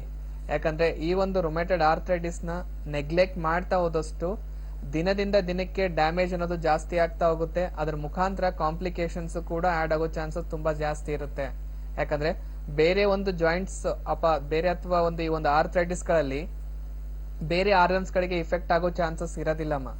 ಆದ್ರೆ ಈ ಒಂದು ರುಮೆಟೆಡ್ ಆರ್ಥರೈಟಿಸ್ ಅಲ್ಲಿ ಮಾತ್ರ ಬೇರೆ ಒಂದು ಈ ಒಂದು ಗ್ರಂಥಿಗಳಿಗೆ ಅಥವಾ ಆರ್ಗನ್ಸ್ ಗಳಿಗೆ ಇಫೆಕ್ಟ್ ಆಗೋ ಚಾನ್ಸಸ್ ಇರುತ್ತೆ. ಹಾಗಾಗಿ ಈ ಒಂದು ರುಮೆಟೆಡ್ ಆರ್ಥ್ರೈಟಿಸ್ ಅಲ್ಲಿ ಮುಖ ಊತ ಬರೋದು ಅಥವಾ ಮೈಕೆ ಎಲ್ಲಾ ಜಾಯಿಂಟ್ಸ್ ಗಳಿಗೆ ಇಫೆಕ್ಟ್ ಆಗಕ್ ಶುರು ಆಗ್ಬಾರ್ದು. ಅದ್ರ ಜೊತೆಗೆ ಸಿವಿಯಾರಿಟಿ ಆಫ್ ಕಂಪ್ಲೇಂಟ್ಸ್ ಯಾವ ರೀತಿ ಇರುತ್ತಂದ್ರೆ ವಿದಿನ್ 15 ಡೇಸ್ ಅಥವಾ 1 ಮಂತ್ ಅಲ್ಲೇ ಕಂಪ್ಲೀಟ್ ಸಿವಿಯರ್ ಕಂಡೀಷನ್ಗೂ ಕೂಡ ಇದು ರೀಚ್ ಆಗೋ ಚಾನ್ಸಸ್ ಇರುತ್ತೆ. ಸೊ ಹಾಗಾಗಿ ನೆಗ್ಲೆಕ್ಟ್ ಅಂತೂ ಮಾಡಕ್ ಹೋಗ್ಬೇಡಿ ಮಾ. ಇಲ್ಲಿ ನಾವು ಯಾವುದೇ ರೀತಿ ಸ್ಟಿರಾಯ್ಡ್ಸ್ ಆಗ್ಲಿ ಪೇನ್ ಕಿಲ್ಲರ್ಸ್ ಆಗ್ಲಿ ಕೊಡ್ದೇನೆ ಆ ಸಮಸ್ಯೆನ ಕಂಪ್ಲೀಟ್ ಆಗಿ ವಾಸಿ ಮಾಡಕ್ ಹೆಲ್ಪ್ ಮಾಡ್ತಾ ಇದೀವಿ. ಯಾಕಂದ್ರೆ ಈ ಒಂದು ರುಮೆಟೆಡ್ ಆರ್ಥ್ರೈಟಿಸ್ ಅಲ್ಲಿ ಸ್ಟಿರಾಯ್ಡ್ಸ್ ಅನ್ನೋದು ತುಂಬಾ ಕೊಡ್ತಾ ಇದ್ದಾರೆ. ಆ ಸ್ಟಿರಾಯ್ಡ್ಸ್ ಇಂದ ಸೊ ಸೊಲ್ಯೂಷನ್ ಅದಕ್ಕಿಂತ ತುಂಬಾ ಸೈಡ್ ಎಫೆಕ್ಟ್ಸ್ ಜಾಸ್ತಿ ಇರುತ್ತೆ. ಆದಷ್ಟು ಅದನ್ನ ಅವಾಯ್ಡ್ ಮಾಡ್ತಾ ಹೋದಷ್ಟು ನಿಮ್ಮ ಹೆಲ್ತ್ಗೆ ಒಳ್ಳೇದು ಅಂತ ತಿಳಿಸ್ಕೊಡ್ಬೋದು ನೋಡಿ. ನಮಸ್ಕಾರ. ಧನ್ಯವಾದಗಳಮ್ಮ ಕಾಲ್ ಮಾಡಿದ್ದಕ್ಕೆ. ಹೇಗಿದ್ರು ಬೆಂಗಳೂರಿಂದಾನೇ ಕಾಲ್ ಮಾಡಿದ್ದೀರಾ. Malleshwaram 7th cross, Jayanagar 4th block, ಬೆಂಗಳೂರಿನಲ್ಲಿ 2 ಬ್ರಾಂಚಸ್ ಇದೆ. ನಮ್ಮ ಹೋಮಿಯೋಪತಿ ಕ್ಲಿನಿಕ್ಗೆ ನೀವು ಬರಬಹುದು. ಅಡ್ವಾನ್ಸ್ ಹೋಮಿಯೋಪತಿ ಚಿಕಿತ್ಸೆಗಳನ್ನ ಪಡ್ಕೊಳ್ಬಹುದು. ನೇರವಾಗಿ ಬರುವ ಮುನ್ನ ಟಿವಿ ಸ್ಕ್ರೀನ್ ಮೇಲೆ ಅಪಾಯಿಂಟ್ಮೆಂಟ್ ಫೋನ್ ನಂಬರ್ಸ್ ಬರ್ತಾ ಇದೆ. ನಂಬರ್ಸ್ಗೆ ಕರೆ ಮಾಡಿ ನೀವು ಅಪಾಯಿಂಟ್ಮೆಂಟ್ ನ ತಗೊಳ್ಬೇಕಾಗತ್ತೆ. ಧನ್ಯವಾದಗಳು ಕರೆ ಮಾಡಿದ್ದಕ್ಕೆ. ಸೋರಿಯಾಟಿಕ್ ಆರ್ಥ್ರೈಟಿಸ್ ನಲ್ಲಿ ಮೂಳೆಗಳು ಒಂದ್ ರೀತಿ ಬೇರೆ ತರ ಕಾಣಿಸ್ಕೊಳ್ತಾ ಇರುತ್ತೆ ಅನ್ನೋದ್ರ ಬಗ್ಗೆ ಹೇಳ್ತಾ ಇದ್ರಿ. ಈ ಮುಂದುವರಿಸಿ ಡಾಕ್ಟರ್. ಸೊ ಅದನ್ನ ನಾವು ಮೂಳೆಗಳು ಸೊಟ್ಟ ಆಗೋದಾಗಿರ್ಬೋದು, ವಿಕಾರವಾಗಿ ಕಾಣಿಸೋದಾಗಿರ್ಬೋದು, ಸೊ ಅದನ್ನ ನಾವು ಡಿಫಾರ್ಮಿಟಿ ಅಂತ ಕರಿತೀವಿ. ಈ ಒಂದು ಸ್ಥಿತಿ ಅನ್ನೋದು ಈ ಒಂದು ರುಮೆಟೆಡ್ ಆರ್ಥ್ರೈಟಿಸ್ ಅಲ್ಲಿ ಯಾವ ರೀತಿ ನೋಡ್ತೀವಿ ಅದೇ ರೀತಿ ಈ ಒಂದು ಸೋರಿಯಾಟಿಕ್ ಆರ್ಥ್ರೈಟಿಸ್ ಅಲ್ಲೂ ಕೂಡ ನಾವು ನೋಡ್ತಾ ಬರೋದು. ಅದ್ರ ಜೊತೆಗೆ ಡಿಫ್ರೆನ್ಸಸ್ ಇಲ್ಲಿ ಸ್ಕಿನ್ ಕಾಯಿಲೆ ಜೊತೆಗೆ ಈ ಒಂದು ಜಾಯಿಂಟ್ಸ್ ಪೇನ್ ಗಳನ್ನ ನೋಡ್ತಾ ಇರ್ತೀವಿ. ಸೊ ಅಲ್ಲಿ ಸ್ಕಿನ್ ಕಾಯಿಲೆ ಅನ್ನೋದು ಏನೂ ಇರೋದಿಲ್ಲ, ಓನ್ಲಿ ಜಾಯಿಂಟ್ಸ್ ಪೇನ್ ಮಾತ್ರ ನಾವು ನೋಡ್ತಾ ಬರೋದು. ಸೊ ಇಲ್ಲಿ ಕೂಡ ರಕ್ತ ಪರೀಕ್ಷೆಗಳನ್ನ ಎಲ್ಲಾನು ಮಾಡಿಸ್ಬೋದು. ಅದ್ರ ಮೂಲಕ ಸೊ ಇನ್ಫೆಕ್ಷನ್ ನಮ್ಮ ಬಾಡಿಲಿ ಎಷ್ಟು ಮಟ್ಟಿಗೆ ಬೆಳ್ಕೊಂಡಿದೆ, ಎಷ್ಟೆಲ್ಲ ಡ್ಯಾಮೇಜ್ ಆಗ್ತಾ ಇದೆ ಅನ್ನೋದು ಅದ್ರ ಮುಖಾಂತರ ನಾವು ತಿಳ್ಕೊಳ್ಳೋದಕ್ಕೂ ಹೆಲ್ಪ್ ಆಗುತ್ತೆ ಅಂತ ತಿಳಿಸ್ಕೊಡ್ಬೋದು. ಸೊ ಅದ್ರ ಜೊತೆಗೆ ಇನ್ನೊಂದು ಮೋಸ್ಟ್ ಕಾಮನ್ ಅಂದ್ರೆ ವೈರಲ್ ಆರ್ಥ್ರೈಟಿಸ್ ಅಂತ ಹೇಳ್ತೀವಿ. ಸೊ ಅದನ್ನ ಚಿಕನ್ ಗುನ್ಯಾ ಅಂತ ಕೂಡ ಕರಿಬಹುದು. ಸೊ ಈ ಒಂದು ಸಮಸ್ಯೆ ಬೇಸಿಕಲಿ ಅಥವಾ ಇನಿಷಿಯಲಿ ಸ್ಟಾರ್ಟ್ ಆಗೋದು ಸೊ ಒಂದು ಮೈಕೈ ನೋವಾಗಿರ್ಬೋದು, ಸೊ ಜ್ವರ ಬರೋದು, ನಿಶಕ್ತಿ ಅನ್ನೋದು, ಸೊ ಈ ತರ ಈ ಕಾಯಿಲೆ ಅನ್ನೋದು ಹುಟ್ಕೊಳಕ್ ಶುರು ಆಗ್ಬಿಡುತ್ತೆ. ಸೊ ಇನಿಷಿಯಲಿ ಒಂದು ವೈರಲ್ ಫೀವರ್ ಇಂದ ಶುರು ಆಗಿರೋ ಈ ಕಾಯಿಲೆ ಸೊ ಅದನ್ನ ನೆಗ್ಲೆಕ್ಟ್ ಮಾಡಿದಾಗ ಅಥವಾ ವೈರಲ್ ಫೀವರ್ ಇಂದ within a week or 15 days ಅಲ್ಲಿ ಜಾಯಿಂಟ್ಸ್ ಪೇನ್ ಆಗಿ ಕನ್ವರ್ಟ್ ಆಗೋದು. ಸೊ ಯಾವಾಗ ಅದು ಜಾಯಿಂಟ್ಸ್ ಪೇನ್ ಆಗಿ ಕನ್ವರ್ಟ್ ಆಗ್ತಾ ಇದೆ ಅಂದಾಗ so within 3 months or 6 months ಅಲ್ಲೇ ಸಿವಿಯರ್ ಕಂಡೀಷನ್ಗೂ ಕೂಡ ಈ ಕಾಯಿಲೆ ರೀಚ್ ಆಗೋ ಚಾನ್ಸಸ್ ಇರುತ್ತೆ. ಸೊ ಆ ತರ ಸಿಂಪ್ಟಮ್ಸ್ಗಳು ಈ ಒಂದು ವೈರಲ್ ಆರ್ಥ್ರೈಟಿಸ್ ಅಲ್ಲೂ ಕೂಡ ನಾವು ನೋಡ್ತಾ ಇದ್ದೀವಿ. ಸೊ ಯಾವುದೇ ಒಂದು ಆರ್ಥ್ರೈಟಿಸ್ ತಗೊಳ್ಳಿ, ಈಗ ಆಸ್ಟಿಯೋ ಆರ್ಥ್ರೈಟಿಸ್ ಆಗಿರ್ಬೋದು ಅಥವಾ ರುಮೆಟೆಡ್ ಆರ್ಥ್ರೈಟಿಸ್ ಆಗಿರ್ಬೋದು, ಗೌಟಿ ಆರ್ಥ್ರೈಟಿಸ್ ಆಗಿರ್ಬೋದು ಅಥವಾ ಸೋರಿಯಾಟಿಕ್ ಆಗಿರ್ಬೋದು, ಈ ಚಿಕನ್ ಗುನ್ಯಾ ಆಗಿರ್ಬೋದು, ವೈರಲ್ ಆರ್ಥ್ರೈಟಿಸ್ ಆಗಿರ್ಬೋದು. ಸೊ ಈ ಒಂದು ಕಾಯಿಲೆಗಳಲ್ಲಿ ಸೊ ಕಾಮನ್ ಆಗಿ ನಾವು ನೋಡ್ತಕ್ಕಂಥದ್ದು ಒಂದು ನೋವಿದೆ, ಜಾಯಿಂಟ್ಸ್ ಅಲ್ಲಿ ರಿಸ್ಟ್ರಿಕ್ಷನ್ ಅನ್ನೋದು ಕಾಣಿಸ್ಕೊಳ್ತಾ ಇದೆ, ಅಥವಾ ಜಾಯಿಂಟ್ಸ್ ಅಲ್ಲಿ ಊತ ಬರ್ತಾ ಇದೆ, ಮೂವ್ಮೆಂಟ್ ಅನ್ನೋದು ಕಂಪ್ಲೀಟ್ ಆಗಿ ಮಾಡಕ್ ಆಗ್ತಿಲ್ಲ. ಸೊ ನಮ್ಮ ಲೈಫ್ ಸ್ಟೈಲ್ ನ ನಾವು ರೆಸ್ಟ್ರಿಕ್ಟ್ ಮಾಡ್ಕೊಳ್ತಾ ಇದ್ದೀವಿ ಅನ್ನೋ ಎಲ್ಲ ಒಂದು ಕಾಯಿಲೆಗಳನ್ನು ನಾವು ನೋಡ್ತಾ ಇದ್ದೀವಿ. ಸೊ ಈ ತರ ಸೊ ಮೇಲ್ಗಡೆ ಏನ್ ಲಕ್ಷಣಗಳು ನಮ್ಗೆ ಕಾಣಿಸ್ತಾ ಇದೆ, ಸೊ ನಾವೇನ್ ಫೀಲ್ ಮಾಡ್ಕೊಳ್ತಾ ಇರ್ತೀವಿ ಮೇಲ್ಗಡೆ ಸಿಂಪ್ಟಮ್ಸ್ಗಳು, ಆ ಒಂದು ಸಿಂಪ್ಟಮ್ಸ್ ಗಳಿಗೆ ಮಾತ್ರ ನಾವು ಟ್ರೀಟ್ಮೆಂಟ್ ನ ತಗೊಳ್ತಾ ಹೋಗ್ತಾ ಇದ್ದೀವಿ. ಅಂದ್ರೆ ಈ ಒಂದು ಪ್ರೆಸೆಂಟ್ ಜನರೇಷನ್ ಯಾವ ರೀತಿ ಆಗ್ತಾ ಇದೆ, ಸೊ ಮೇಲ್ಗಡೆಯಿಂದ ಒಂದು ತಾತ್ಕಾಲಿಕ ರಿಲೀಫ್ ಸಿಕ್ಕರೆ ಸಾಕು, ಇವತ್ತು ನಾನು ಆರಾಮಿದ್ರೆ ಸಾಕು ಅನ್ನೋ ತರ ಫೀಲ್ ಆಗ್ತಾ ಇದೆ. ಅದರಿಂದ ಸೊಲ್ಯೂಷನ್ ಅಂತೂ ಆಗೋದಲ್ಲ. ಖಂಡಿತ ಡಾಕ್ಟರ್. ಮತ್ತೊಂದು ಕರೆ ಇದೆ, ಅವರ ಸಮಸ್ಯೆ ಏನು ಅಂತ ಕೇಳೋಣ. ಹಲೋ ಹಲೋ ನಮಸ್ಕಾರ, ತಮ್ಮ ಹೆಸರು ಸರ್? ಹಲೋ ಹೇಳಿ. ಟಿವಿ ನೋಡ್ತಾ ಇದ್ದೀರಾ? ನೇರ ಪ್ರಸಾರದ ಕಾರ್ಯಕ್ರಮಕ್ಕೆ ಕರೆ ಮಾಡಿದ್ದೀರಾ. ಡಾಕ್ಟರ್ ಇದಾರೆ, ನೇರವಾಗಿ ಮಾತಾಡ್ಬೋದು. ಹಲೋ, ನಾವು ನಮ್ಗೆ ಆಗ್ಲೇ ಸುಮಾರು ಒಂದ್ 6 ವರ್ಷದಿಂದ ಓಕೆ ಮಾ. ಕೈ ಕಾಲೆಲ್ಲ ನೋವು, Okay.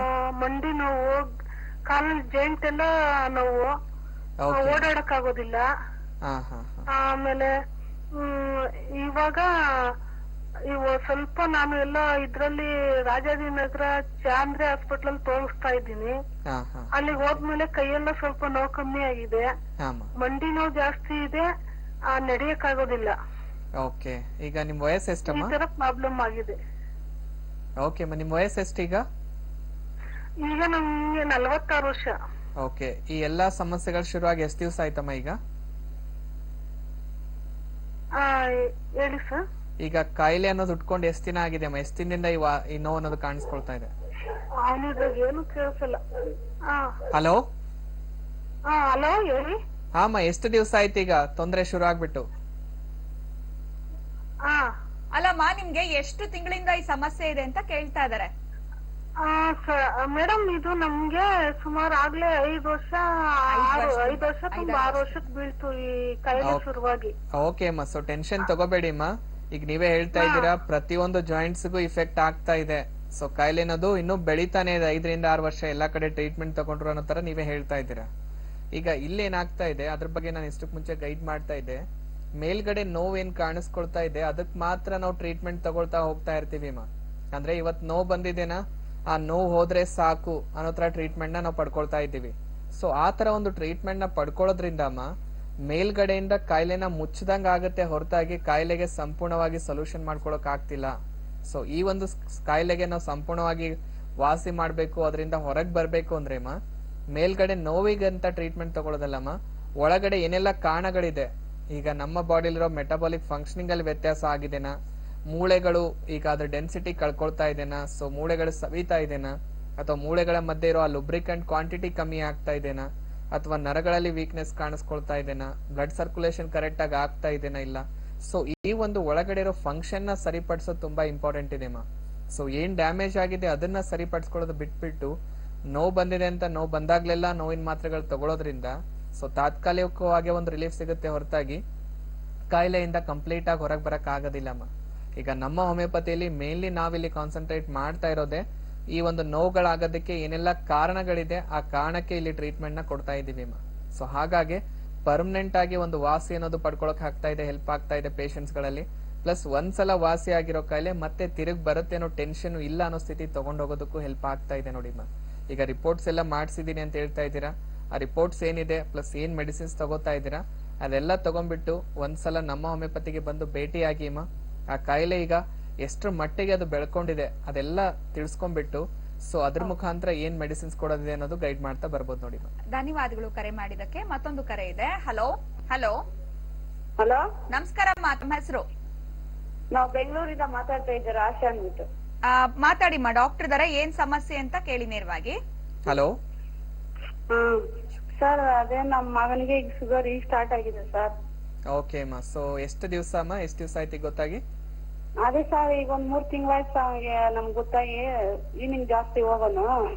ಓಕೆ ಸೊ ಈಗ ಮತ್ತೆ ಡಾಕ್ಟರ್ ಹತ್ರ ತೋರಿಸಿದಕ್ಕೆ ಟ್ಯಾಬ್ಲೆಟ್ ತಗೋ ಅಂತ ಹೇಳಿದ್ರು. ಅವನ ವಯಸ್ಸು ಎಷ್ಟಮ್ಮ ಈಗ? 23 ತುಂಬಿ 24 ಇದೆ ಸರ್. ಓಹೋ, ತುಂಬಾ ಚಿಕ್ಕ ವಯಸ್ಸಲ್ಲೇ ಬಂದಿದೆ ಅಲ್ಲಮ್ಮ. ಅದಕ್ಕೆ ಸರ್ ನಮ್ಮ ಯಜಮಾನ್ರಿಗೆ ಬಂದು ಒಂದ್ 3-4 ವರ್ಷ ಆಯ್ತು. ಹಾ ಹಾ ಹಾ ಓಕೆ ಮತ್ತೆ ನಮಗೂ ಬಂತು. ಓಕೆ ನಮಗ್ ಬಂದು 2 ವರ್ಷ ಆಯ್ತು ಸರ್. ಅದ್ರಿಗೆ ಇವನ್ಗೆ ಮೊನ್ನೆ ಇದಕ್ಕಿದ್ದಂಗೆ ಈ ತರ ಆಗ್ಬಿಡ್ತು, ಒಂದು ವಾರದಿಂದ ಈವ್ನಿಂಗ್ ಜಾಸ್ತಿ ಹೋಗೋನು. ಹಾ ಹಾ ಹಾ ಹಾ ಅದು ಹೋಗೋ ಒಂದು ಮಾಡೋದೆಲ್ಲ ಉರಿ ಆಗೋದನ್ನ ಆಗ ಡಾಕ್ಟರ್ ಹತ್ರ ಕರ್ಕೊಂಡೋಗ್ಬಿಟ್ಟು ಬ್ಲಡ್ ಟೆಸ್ಟ್ ಮಾಡು ಅಂದ್ರು. ಓಕೆ ಹಾ ಹಾ ಹಾ ಆಗ ಶುಗರ್ ಈಗ ಸ್ಟಾರ್ಟ್ ಆಗೈತೆ ಅಂತ ಹೇಳ್ದೆ ಸರ್ ಅವನಿಗೆ. ಓಕೆ ಈಗ ಮತ್ತೆ ಎಲ್ಲಿಂದ ಕರೆ ಮಾಡ್ತಾ ಇದ್ರಮ್ಮ ನೀವು? ಒಂದ್ ತಿಂಗಳ ತಿಂದ್ಬಿಟ್ಟು ಬಿಟ್ಬಿಟ್ಟ ಸರ್ ಅವನು. ಆ ರೀತಿ ಮಾಡೋದ್ ತಪ್ಪಮ್ಮ, ಇನ್ನೂ ಜಾಸ್ತಿ ಆಗೋ ಚಾನ್ಸಸ್ ಇರುತ್ತೆ. ಅದಕ್ಕೆ ಸರ್ ಇವನ್ಗೆ ಹೇಳಿದ್ರೆ ಅದೆಲ್ಲ ಬೇಡ ಅಂತ ಹೇಳ್ತಾರೆ, ನೀವ್ ಒಂದ್ಸರಿ ಹೇಳಿ ಸರ್. ಓಕೆ ಸೊ ಏನ್ ಮಾಡಿ ಅಂದ್ರೆ 3 ಜನದ ರಿಪೋರ್ಟ್ ಏನಿದೆ ಆ ರಿಪೋರ್ಟ್ಸ್ ಎಲ್ಲ ತಗೊಂಡ್ಬಿಟ್ಟು ನಮ್ಮ ಹೋಮಿಯೋಪತಿಗೆ ಒಂದ್ಸಲ ಬಂದ್ ಭೇಟಿಯಾಗಿ ಈಗ ಅವ್ನ ವಯಸ್ಸು ಇನ್ನೂ ತುಂಬಾ ಚಿಕ್ಕದು, ಈ ವಯಸ್ಸಲ್ಲೇ ಬಂದಿದೆ ಅಂದ್ರೆ ಸೊ ಇಲ್ಲಿ ಹೋಮಿಯೋಪತಿಯಲ್ಲಿ ನಾವು ಯಾರಿಗೂ ಲೈಫ್ ಲಾಂಗ್ ಹೇಳ್ತಾ ಇಲ್ಲಮ್ಮ, ಅಂದ್ರೆ ಸಾಯೋವರೆಗೂ ತಗೊಳ್ಳೇಬೇಕು ಟ್ರೀಟ್ಮೆಂಟ್ ಅನ್ನೋ ತರ ಯಾರಿಗೂ ಗೈಡ್ ಮಾಡ್ತಾ ಇಲ್ಲ. ಆ ಒಂದು ಶುಗರ್ ಸಮಸ್ಯೆಯಿಂದ ಕಂಪ್ಲೀಟ್ ಆಗಿ ಹೊರಗೆ ಬರೋದಕ್ಕೂ ಹೆಲ್ಪ್ ಮಾಡ್ತಾ ಇದೀವಿ. ಸೊ ಹಾಗಾಗಿ ಒಂದ್ಸಲ ನೀವು ಕರ್ಕೊಂಡ್ ಬಂದ್ರೆ ಆ ಸಮಸ್ಯೆ ಅವನಲ್ಲಿ ಎಷ್ಟು ಮಟ್ಟಿಗೆ ಬೆಳ್ಕೊಂಡಿದೆ ಪ್ಲಸ್ ಎಷ್ಟು ದಿನದಲ್ಲಿ ಆ ಸಮಸ್ಯೆಯಿಂದ ಅವನಿಗೆ ಕಂಪ್ಲೀಟ್ ಹೊರಗೆ ಬರೋದಕ್ಕೆ ಹೆಲ್ಪ್ ಮಾಡಿಸ್ಕೊಡ್ಬಹುದು, ಇದೆಲ್ಲದನ್ನ ಕ್ಲಿಯರ್ ಆಗಿ ಗೈಡ್ ಮಾಡ್ಬಿಟ್ಟೇನೆ ಟ್ರೀಟ್ಮೆಂಟ್ ನ ಶುರು ಮಾಡೋದ್ರಲ್ಲಿ ಹೆಲ್ಪ್ ಮಾಡ್ತಾ ಇದೀವಿ. ಸೊ ಹಾಗಾಗಿ ಕರ್ಕೊಂಡ್ ಬಂದ್ರೆ ಹೆಲ್ಪ್ ಮಾಡ್ಬೋದು ನೋಡಿ. ನಮಸ್ಕಾರ, ಧನ್ಯವಾದಗಳು ಕಾಲ್ ಮಾಡಿದಕ್ಕೆ. ಇನ್ನು ಡಾಕ್ಟರ್ ಕಾರ್ಯಕ್ರಮದಲ್ಲಿ ಬಂದು ಆರ್ಥ್ರೈಟಿಸ್ ಸಮಸ್ಯೆಗಳ ಬಗ್ಗೆ ತಿಳಿಸ್ಕೊಟ್ಟಿದ್ದೀರಾ. ಇನ್ನು ಕಾಲರ್ಸ್ ಕಾಲ್ ಮಾಡಿ ಕೇಳಿದಂತಹ ಪ್ರಶ್ನೆಗಳಿಗೆ ಉತ್ತರ ಕೊಟ್ಟಿದ್ದೀರಾ. Thank you so much for being with us. ನಮಸ್ಕಾರ ಡಾಕ್ಟರ್. ನಮಸ್ಕಾರ. ವೀಕ್ಷಕರೇ, ನೀವು ಕೂಡ ಡಾಕ್ಟರ್ನ ನೇರವಾಗಿ ಭೇಟಿ ಮಾಡಬೇಕು ಅಂತಂದ್ರೆ ನಮ್ಮ ಹೋಮಿಯೋಪತಿ ಕ್ಲಿನಿಕ್ಗೆ ವಿಸಿಟ್ ಮಾಡಬೇಕಾಗತ್ತೆ. ಅಡ್ವಾನ್ಸ್ ಹೋಮಿಯೋಪತಿ ಚಿಕಿತ್ಸೆಗಳು ಸಿಗುತ್ತೆ. ನೇರವಾಗಿ ಬರುವ ಮುನ್ನ ಟಿವಿ ಸ್ಕ್ರೀನ್ ಮೇಲೆ ಬರ್ತಾ ಇರುವ ಅಪಾಯಿಂಟ್ಮೆಂಟ್ ನಂಬರ್ಗೆ ಕಾಲ್ ಮಾಡಿ ಅಪಾಯಿಂಟ್ಮೆಂಟ್ ತಗೊಂಡು ಡಾಕ್ಟರ್ನ ಭೇಟಿಯಾಗಿ ಇನ್ನು ಹೋಮಿಯೋಪತಿ ಚಿಕಿತ್ಸೆಗಳನ್ನ ಪಡ್ಕೊಳ್ಬಹುದು ಅಂತ ಹೇಳ್ತಾ ಇವತ್ತಿನ ಆರೋಗ್ಯವೇ ಭಾಗ್ಯ ನೇರ ಪ್ರಸಾರದ ಕಾರ್ಯಕ್ರಮವನ್ನ ಮುಗಿಸುವಂತ ಸಮಯ ಆಗಿದೆ. ಮುಂದಿನ ಕಾರ್ಯಕ್ರಮದಲ್ಲಿ ಭೇಟಿ ಮಾಡ್ತೀನಿ. ಅಲ್ಲಿವರೆಗೂ ನಮಸ್ಕಾರ. ಆರೋಗ್ಯದ ಸಮಸ್ಯೆಯಿಂದ ಬಳಲುತ್ತಿರುವವರಿಗೆ ಪರಿಣಾಮಕಾರಿ ಹೋಮಿಯೋಪತಿ ಚಿಕಿತ್ಸೆಯನ್ನ ನೀಡಿ ಅವರೆಲ್ಲರೂ ಆರೋಗ್ಯವಂತ ಜೀವನವನ್ನ ನಡೆಸುವಲ್ಲಿ ನಮ್ಮ ಹೋಮಿಯೋಪತಿ ಯಶಸ್ವಿಯಾಗಿದೆ. ನಿಮ್ಮ ಕುಟುಂಬದ ಪ್ರತಿಯೊಬ್ಬರ ಆರೋಗ್ಯಕರ ಬದುಕಿಗಾಗಿ ನಮ್ಮ ಹೋಮಿಯೋಪತಿ ಆರೋಗ್ಯ ಸಂಜೀವನಿ. ನಮ್ಮ ಹೋಮಿಯೋಪತಿ ಆರೋಗ್ಯ ಸಂಜೀವನಿ.